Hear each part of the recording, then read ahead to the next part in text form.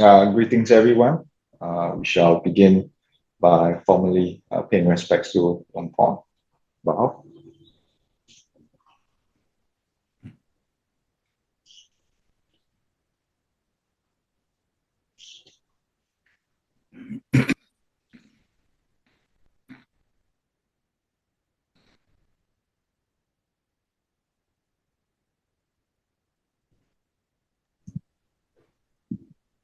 Paul, may we please invite you to begin the session by leading us in a short guided meditation, and then we will formally request for the Dhamma talk.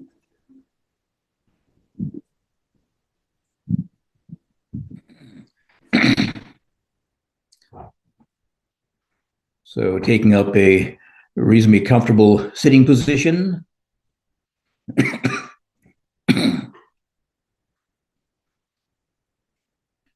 First of all, to bring attention to the body sitting here, just being aware of the general condition of the body at this time.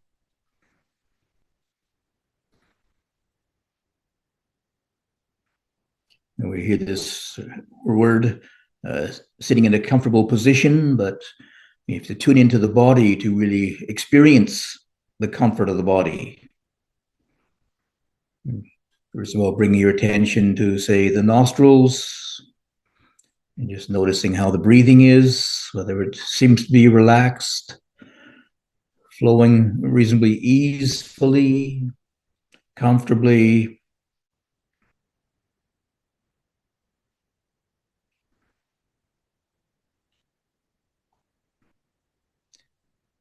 And maybe you could sometimes move your attention through the body to just check out different places.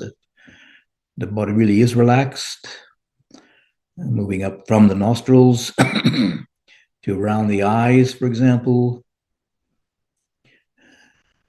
Are your eyes relaxed? Moving up to the top of the head, down the back of the head to the neck. Is your neck reasonably relaxed? And you notice some tension there. If we do notice some tension or discomfort, we try to relax it, relieve it as much as possible. Any tension in the body will attract attention to it. Then it'll be harder to observe the sensation of breathing.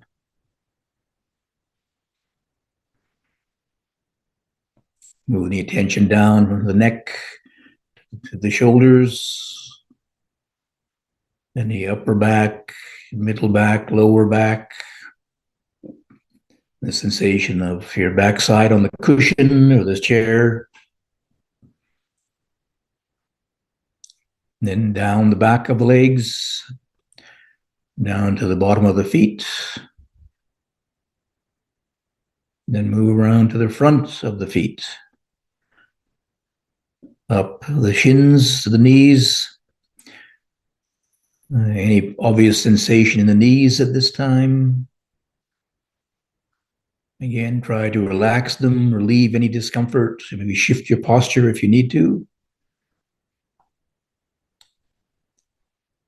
Moving the attention across the top of the thighs to the abdomen area. Is the abdomen reasonably relaxed? Sometimes we hold tension in there. Breathe into it, relaxing. Bring the attention up from the abdomen to the center of the chest. The chest seems to be open and reasonably comfortable. Up to the front of the neck, up to the jaw. Does your jaw seem to be relaxed? And then back to the nostrils again.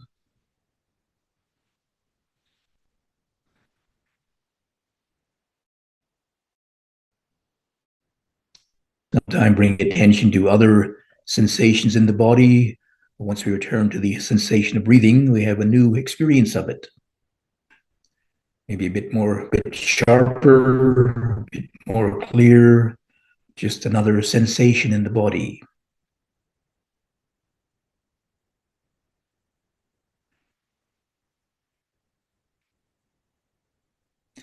And then as your attention settles on the breathing, maybe you can try to observe just how the mind connects with the breathing. For example, does the mind settle on the breathing quite easily?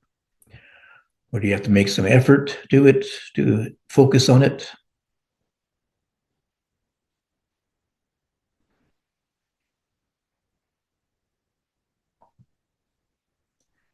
Is the mind reasonably clear and alert? Or do you notice a little bit of dullness or sleepiness?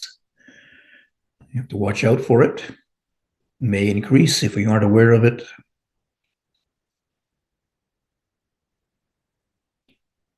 Is the mind reasonably calm and quiet? Or is there some obvious activity in the mind? Thoughts arising, memories arising. You're just observing it. Just as we observe the breathing, we can observe the condition of the mind, changing condition of the mind.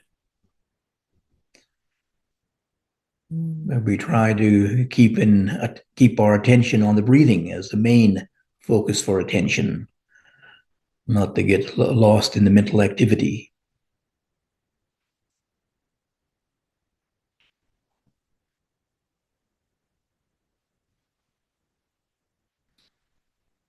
So settling our attention on the sensation of natural breathing,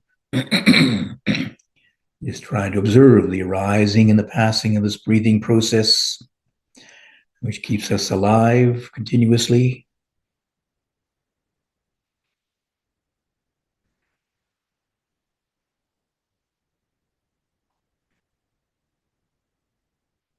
And you can always sharpen the awareness by trying to observe the very beginning of the breathing, and then it comes to an end. Beginning of the exhalation comes to an end.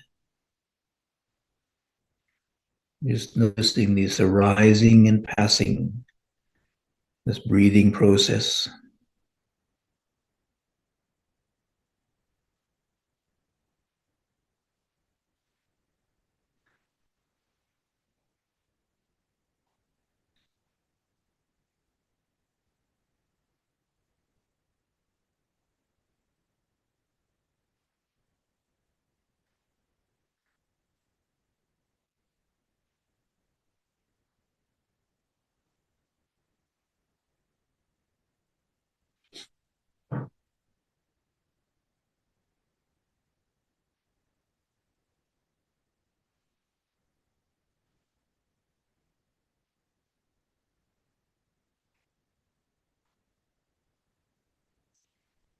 If your attention wanders away from the breathing, and gently, patiently turn it back to the breathing again.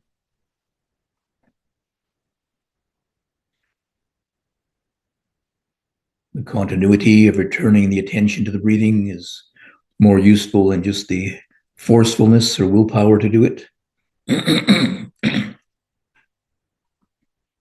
So we're gradually changing the habits of the wandering mind.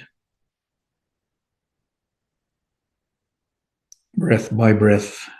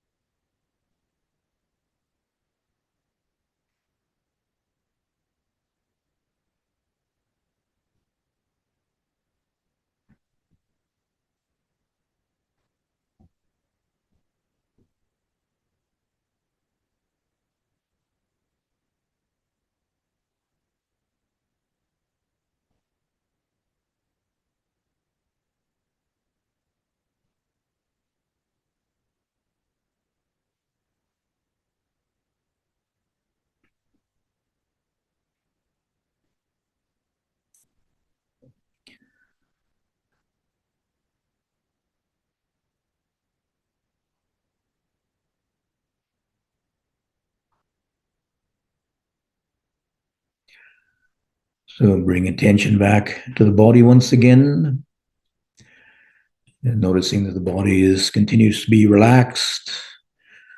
Or do you notice some tension building up anywhere? Again, we're just trying to observe. Once you know the situation, you know what is also a more skillful attitude, relaxing the body.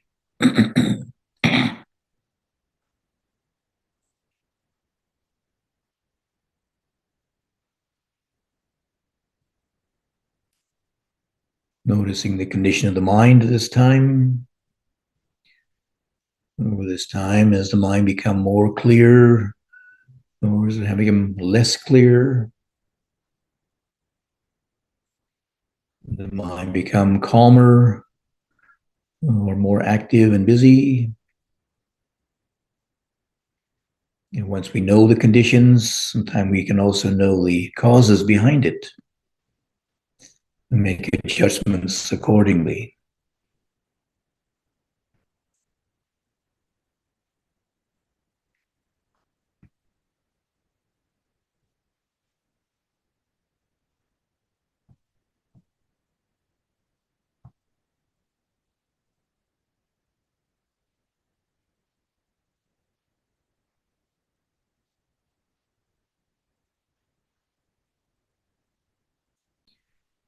So now you can relax the posture and open your mind, open your eyes, and open your mind too for the talk. Good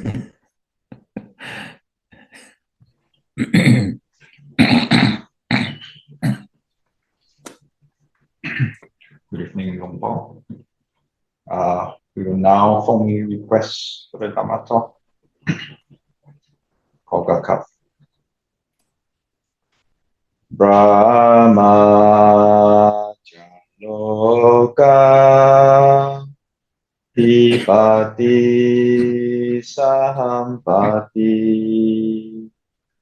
Tatham Chaviyat Iwara Ayachata Santi Tasata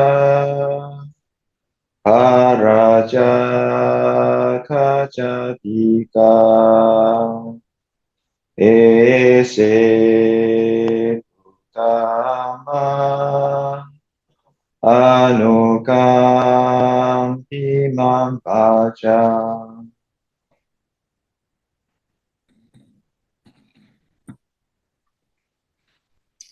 Namo tassa bhagavato arahato samma sambuddhassa. Namo tassa bhagavato arahato samma sambuddhassa. Namo tassa bhagavato arahato samma sambuddhassa. Bhutang dhammang sanghang namasami.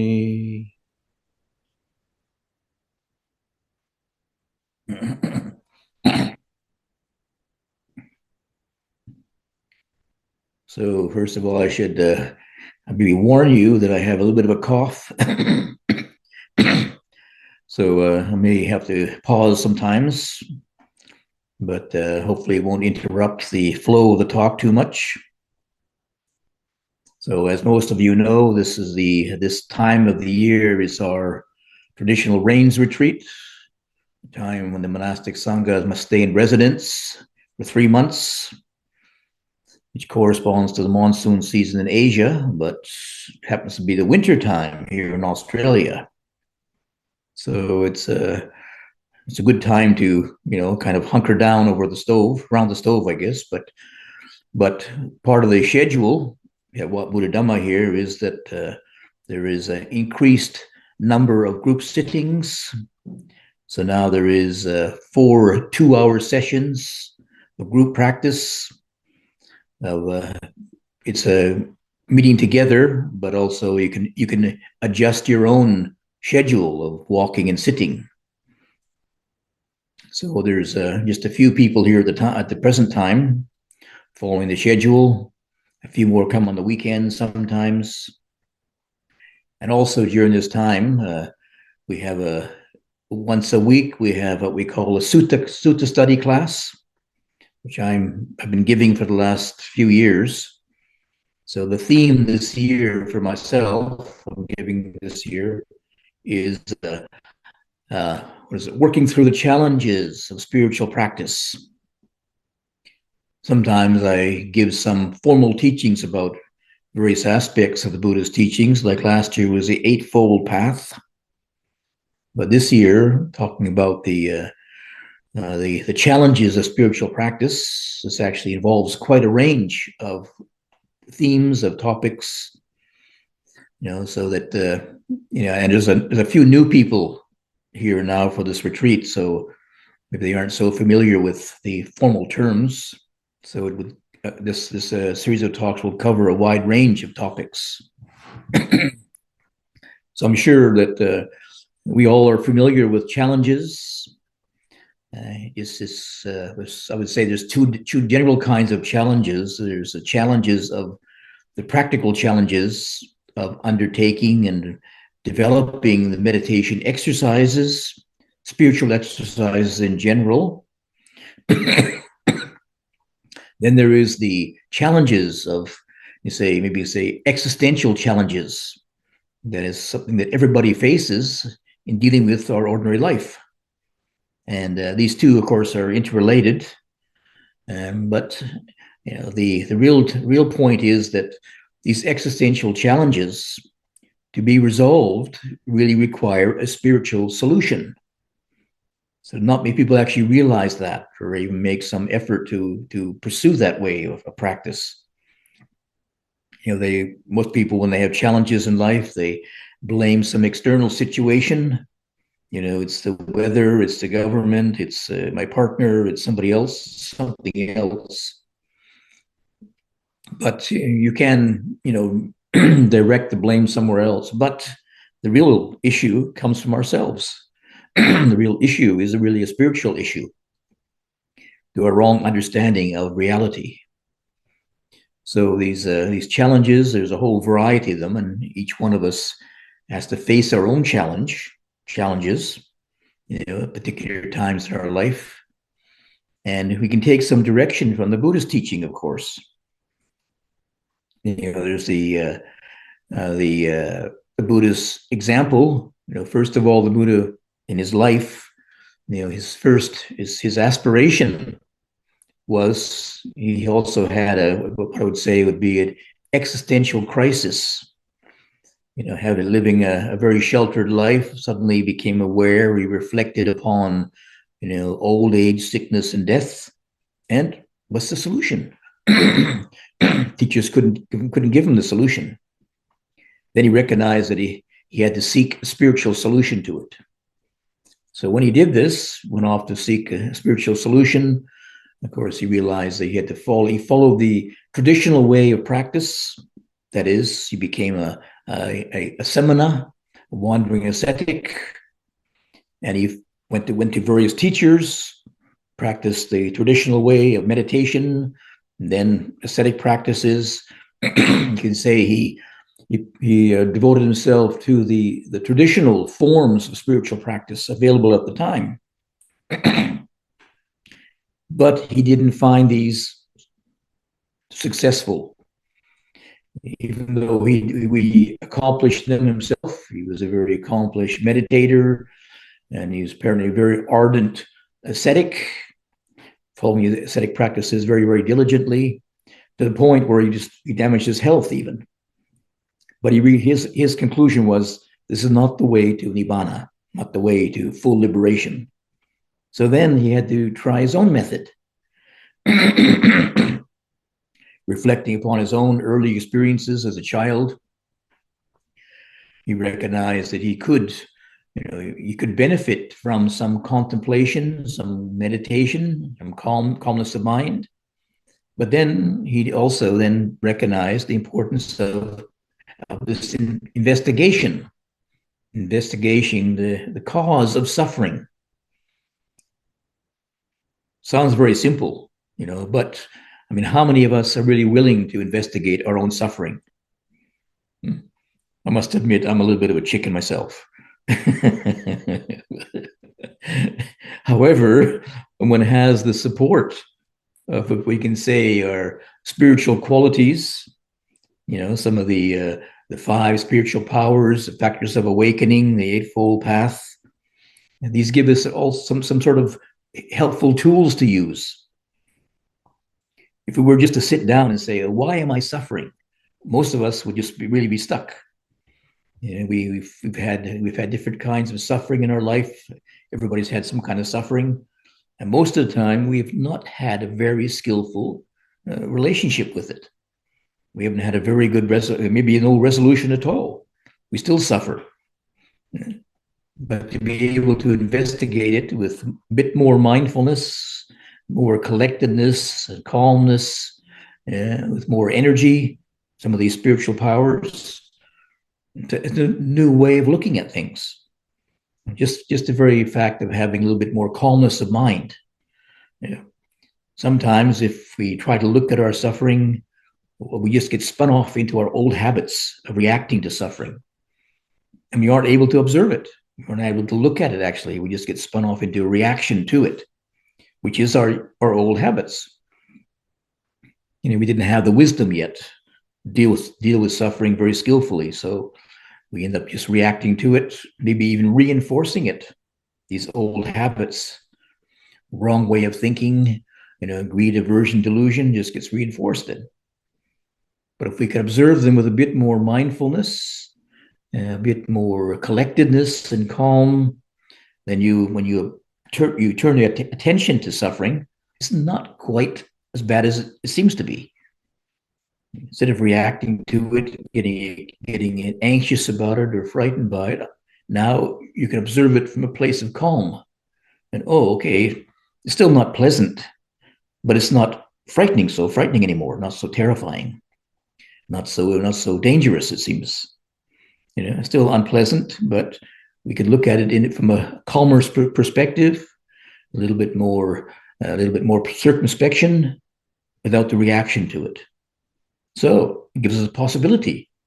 Once we begin to recognize, we can see it in a new way, it gives us a little bit more confidence to deal with it more skillfully. So the Buddha's example was that, first of all, it's helpful to have a good grounding in the traditional spiritual exercises. Now when it just rains retreat, it's a time for developing more what's called in the Pali the samana dhammas, which means the meditation exercises, formally speaking. So in order to establish a very good foundation, like spending extra time focusing on the breathing, to help establish a firm foundation and calmness of mind. If we're able to, become more familiar with the breathing process, become familiar with the experience of focusing on breathing and experiencing calm, it becomes part of our way of relating to reality more. Not just something that we only happens once in a while, but it becomes part of our way of life, if you like, coming from a place of calm. And if you find yourself sometimes in the course of the day, getting anxious about something, getting angry with somebody, just stop, turn to the breathing, turn to the breath. I think there's even a saying in English, if you're angry, take a few deep breaths before you speak. Probably the person who thought of that didn't even meditate, but they had some homespun wisdom there. Take a few breaths first, or walk around the block before you speak. But if you have a close relationship with the breathing, which you develop, maybe develop through the formal exercises, spending, a half hour every day developing this exercise, you can say it becomes more like a habit that you can relate to very easily. Not something you have to sit down and create a certain environment to experience it again. It's right there, very, very close to you. I was just, today was Sunday, so it was, we have some active meditation day. People are here from the weekend, so quite a few people are around, so they can help with some of the chores. the raking and things. We had a few storms here, so lots of raking to do. So in a forest monastery, there's always leaves falling and branches falling. So, but some people think, oh, this active meditation, raking leaves, is not meditation. I came here to meditate. But Ajahn Chah's emphasis was on the state of mind and not the state of the body. Meditation is a state of mind. So whenever you can create and reinforce and condition and develop collectedness and clarity, then that's meditation. Doesn't matter what the body's doing, whether it's sitting there with your eyes closed, or it's walking around, or it's breaking leaves.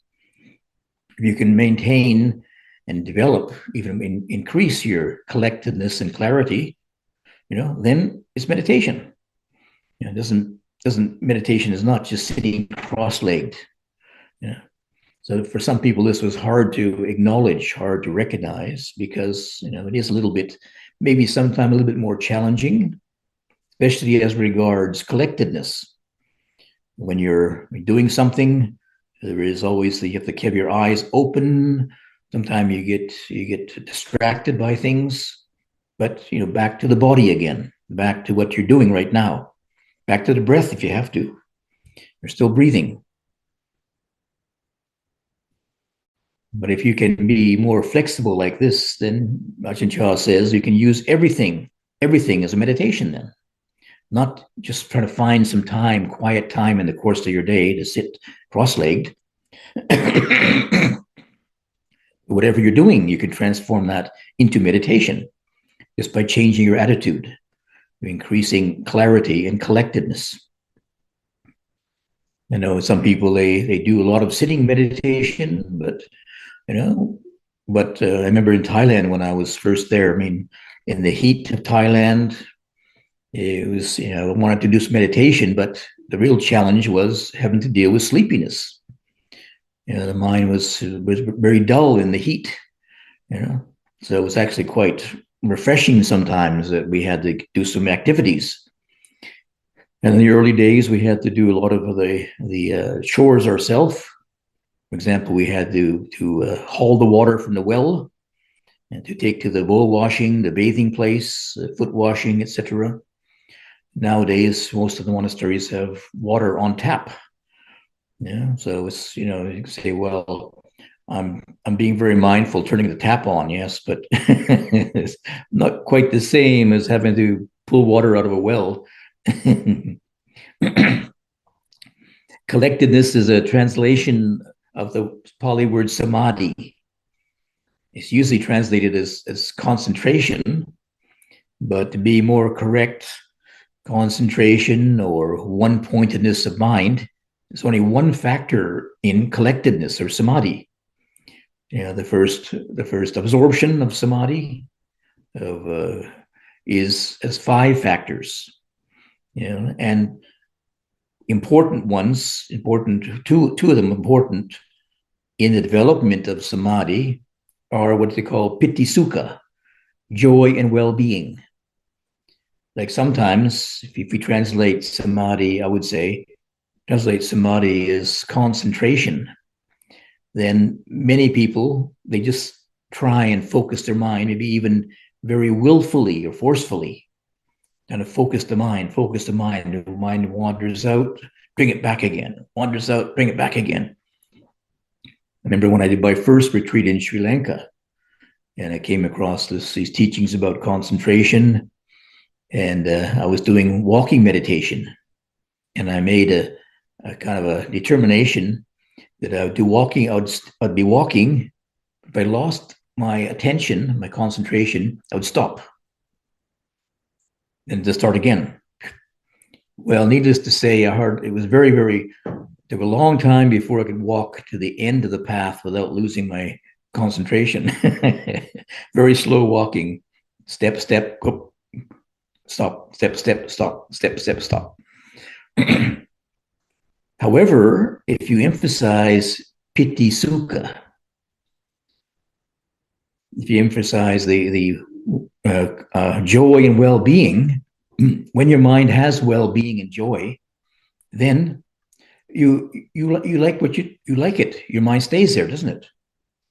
If you have something you enjoy doing, then you stay with it. And sometimes people lose themselves. There's the proverbial, the proverbial, I think, the classical absent-minded professor who's doing something he really enjoys, totally absorbed in it, or a craftsperson or an artist. They get so absorbed in their work because they enjoy it. When they enjoy it, they get absorbed in it. When they get absorbed in it, they get joy in it. So I think for some people, it'd be better to emphasize the joy, the piti sukha, the joy and well-being, which will give them collectedness, samadhi, if you like, rather than the mental attitude of just concentration. Trying to force your mind to stay still, to focus. So when I translate collected samadhi as collectedness, that's what I'm pointing at. It's a few factors there besides concentration. And many times people can recognize the benefit of the mind that's focused, but sometimes you don't recognize that there is also a sense of well-being in that too. Look at the mind which is scattered. You can step back and observe the scattered mind. Does it feel good? Does it feel good to have a busy mind raging away? Maybe it's kind of interesting to have all these thoughts going through your mind, but is it really peaceful? Is it really pleasant? But if you have your mind is more settled, more focused, then we can actually, when the mind is focused, when the mind is peaceful and focused, then it's you recognize you like that. So well-being is there with the concentration too. But facing these different challenges, I mean, the point is that we try to engage with these challenges. I mean, spiritual development is a developmental process. Meditation, literally, we use the word meditation as a translation for bhavana, which means development. So we're developing spiritual qualities. And the same with, we develop the spiritual qualities in order to bring resolution to suffering. So unless we challenge, we challenge suffering, we're never going to be able to rise above them. Never going to be able to work through them, as it were. Some people they think that spiritual practice is a retreat from suffering. Ajahn Chah was very a little bit direct about this because he was talking about meditation and spiritual life. In a wider sense, the purpose of spiritual practice is to transcend, put an end to suffering. But there's a story that one of the probably Western monk asked Ajahn Chah. He said, meditation is supposed to put an end to put an end to suffering. But since I came here, I'm suffering more. The lack of supper in the evening, the early mornings, the mosquitoes, the heat. I'm suffering more here. Ajahn Chah said, yes, but this is the suffering to end suffering, right?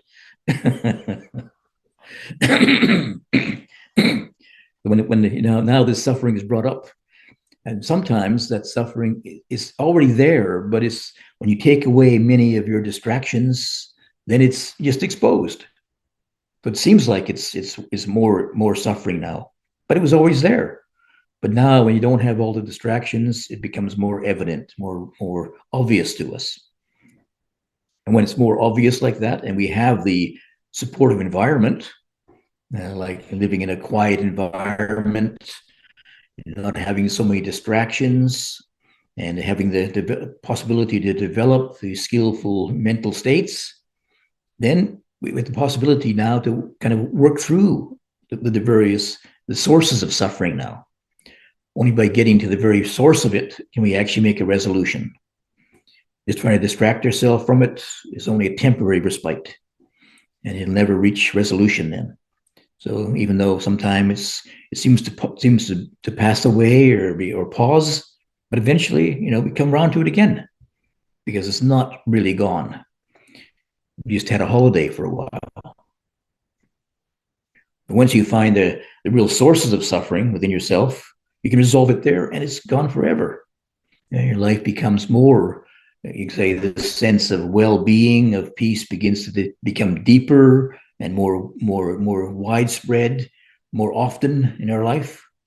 Our life becomes more peaceful as a natural state of mind, not just a temporary holiday from suffering, but the well-being becomes our normal state. The so-called enlightened being, they live with well-being, with metta well-being, sukha, piti sukha, I think, all the time. It's not just a passing phenomena. They enter once in a while or come across once in a while, but it's their state of being. No more suffering. Yeah, is it possible? Can you imagine that? No more suffering. Well, once in a while, maybe. But basically, the more we develop the practice, the more that potential is there. Yeah, but it takes a little bit of perseverance. Not only to first of all to develop the foundation of spiritual practice. And say satipanya or mindfulness and wisdom, the spiritual powers, some collectedness, but also then use that now to engage with the different kinds of suffering that we come across in a skillful way, step by step, looking at it, looking at the discomfort in the body, looking at your wandering mind.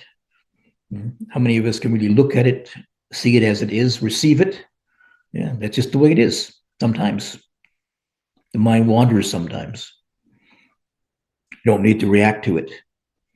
You recognize this is the way things are. So become more familiar with, what suffering is say just passing suffering, and what is really deep rooted. Our craving, our attachment, our greed, aversion, delusion, keep recurring again and again. But you look at them, you become more familiar with them. Aha! I'm not going to play that game again. I'm not going to get caught in the anger loop again. I can see it clearly now, and I can see the danger of it. Yeah, so the more that we can engage skillfully with the challenges of life, hopefully we'll gain the wisdom to be able to free yourself from them. And then life will be, maybe it's a little bit less interesting without having challenges, but it's a lot more peaceful. Who can deny that, the benefit of that? And more peaceful people in the world, the whole world will be able to benefit from it. So hopefully you'll be able to cultivate the practice and see for yourself, experience for yourself some freedom from challenges and suffering. That'll be benefit for yourself and for other people as well. So hopefully be able to continue with the practice and see the results for yourself.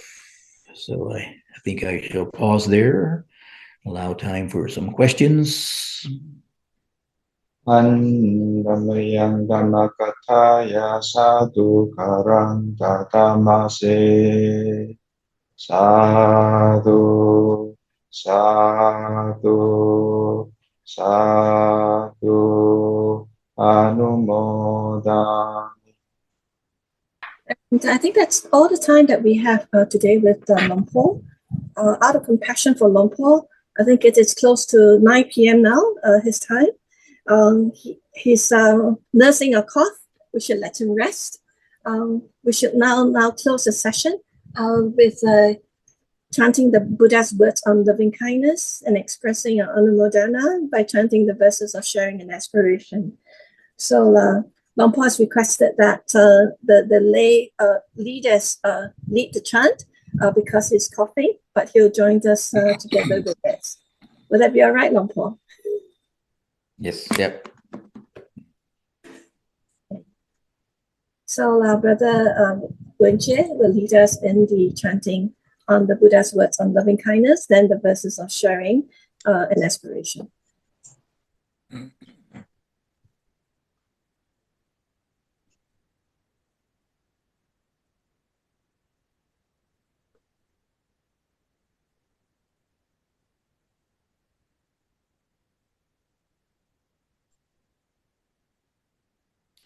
Somebody else is going to lead it? Yes, Long Paul, we are waiting for Vita to share the screen. Okay. Yep.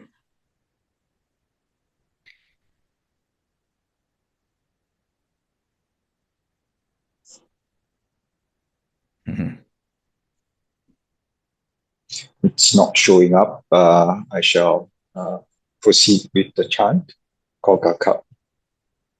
Yep, I see it Now myself. let us chant the Buddha's words on loving kindness.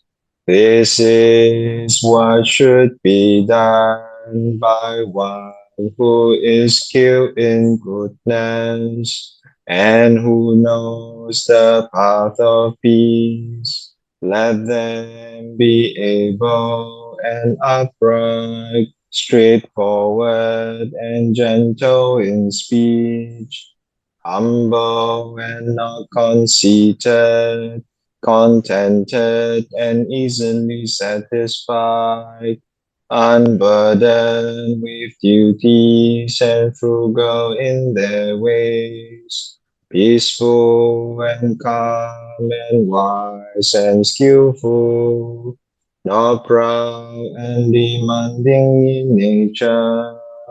Let them not do the slightest thing that the wise would later reprove, wishing in gladness and in safety. May all beings be at ease, whatever living beings there may be, whether they are weak or strong, or meeting none, the great or the mighty, medium, short or small, the seen and the unseen, those living near and far away, those born and to be born, may all beings be at ease. Let none deceive another or despise any being in any state. Let none through anger or ill will wish harm upon another. Even as a mother protects with her life a child, her only child, so with a boundless heart should one cherish all living beings, radiating kindness over the entire world, spreading upwards to the skies and downwards to the depths, outwards and unbounded, freed from hatred and ill will, whether standing or walking, seated or lying down, free from drowsiness. One should sustain this recollection. This is said to be the sublime abiding, by not holding to fixed views, the pure-hearted one, having clarity of vision, being freed from all sense desires, is not born again into this world. Andamayang utisanatitana katayo panamase. Through the goodness that arises from my practice, may my spiritual teachers and guides of great virtue, my mother, my father, and my relatives, the sun and the moon, and all virtuous leaders of the world, may the highest gods and evil forces, celestial beings, guardian spirits of the earth, and the Lord of death, may those who are friendly, indifferent, or hostile, may all beings receive the blessings of my life. May they soon attain the threefold bliss and realize the deathless. through the goodness that arises from my practice, and through this act of sharing, may all desires and attachments quickly cease, and all harmful states of mind, until I realize Nibbana in every kind of birth. May I have an upright mind, with mindfulness and wisdom, austerity and vigor. May the forces of delusion not take hold, nor weaken my resolve. The Buddha is my excellent refuge, unsurpassed is the protection of the Dhamma. The solitary Buddha is my noble guide. The Sangha is my supreme support. Through the supreme power of these, may darkness and delusion be dispelled. By the power of the 10 merits, may Mara gain no opening.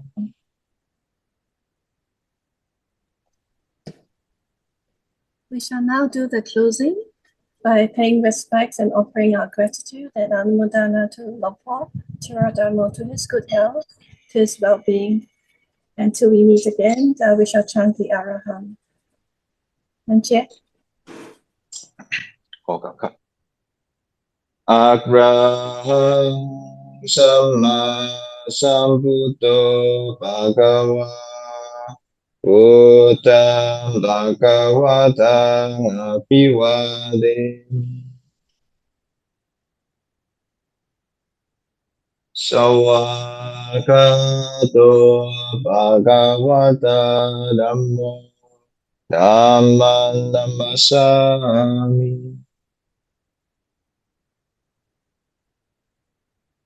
สุปฏิปันโนภะคะวะโตสาวกสังโฆสังฆังนะมามิ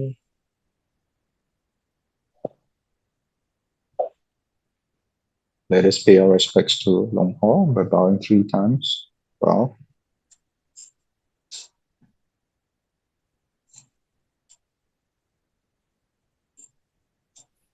Thank you once again, Longpo. Keep well. Okay. Yeah. Okay. We'll come visit you if you not come to Asia. Okay. No promises. Future's impermanent. Yeah. Yeah. Okay. Be in good health, Longpo. Be in good health. Be well. Yeah. Sadhu. Yep. Thank you.